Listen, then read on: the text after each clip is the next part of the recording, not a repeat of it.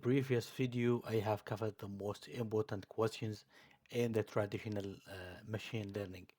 Now we will try to dive into the convolutional or let's say deep learning. And I will try because I'm focusing on computer vision stuff, and I will try to start with convolution.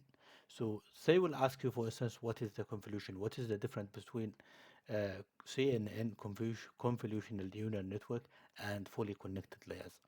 And as you can see in this example here, in this figure here, the convolutions are like trainable features magnifiers. And as you can see here, this is, for instance, the kernel, let's say, or the weight. In the fully connected layers, each pixel has to be connected to the next, let's say, for instance, each pixel has to be connected to the next, all of the neuron. But in this here, they only focus on local patterns and like edges, texture, and only a small region. And as you can see here, the most advantage of CNN or convolutional neural network is that they are using the weight sharing.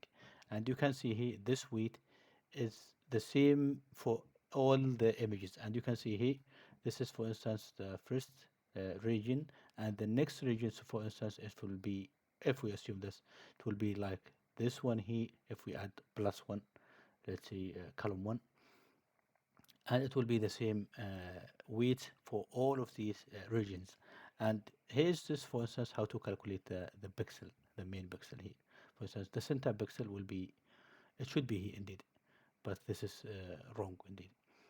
And as you can see here, this is only multiplying minus 1 times 3 plus 0 times 0, this one 0 times 0 plus 1 times 1 plus minus 2 times 2 plus 0 times 6, and etc. And the sum up all of these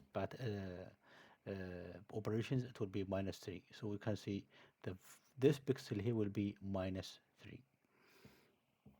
And as you can see here, they are, let's see, scalable and handling images of different sizes, and also translation invariant.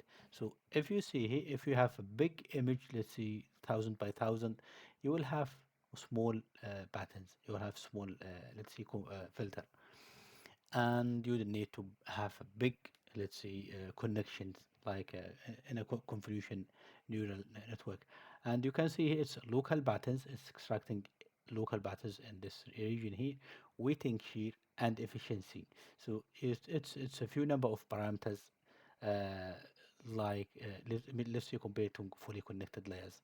And I have also upload the video. I will put it in the description, or maybe it will be up here, on the how to calculate the convolution in more details.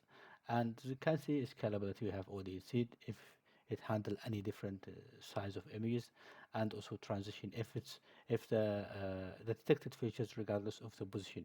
If this region is here or might be here, it will be the same. Let's say number of features. I think that's it for today, and thanks for watching, and see you next time.